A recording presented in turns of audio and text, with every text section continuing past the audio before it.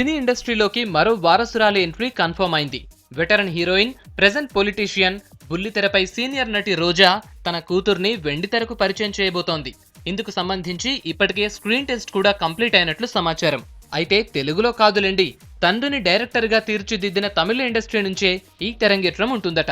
బాలనటిగా రంగప్రవేశం చేయిస్తోంది. అన్షు మల్లిక ఓ తమిళ చిత్రంలో నటించనుందన్న వార్తతో తెలుగు ఇండస్ట్రీ ప్రముఖులు కూడా రోజాకు ఫోన్లపై ఫోన్లు చేస్తున్నారట. ఆ అవకాశం మాకు కూడా ఇవ్వొచ్చు కదా, మేం కూడా సిద్ధమే అంటూ సంకేతాలు పంపుతున్నారట. అయితే మొదట కమిట్ అయిన విధంగానే తమిళంలోనే ఎంట్రీ ఉంటుందని, కథాబలం ఉన్న పాత్రల్లోనే నటిస్తుందని స్పష్టం చేసిందట. చదువుకు ఎలాంటి ఇబ్బంది లేకుండా సెలవుల్లోనే షెడ్యూల్ ఉండే విధంగా ఇప్పటికే ప్లానింగ్ పూర్తయినట్లు ఫిల్మ్ ఇండస్ట్రీ టాక్.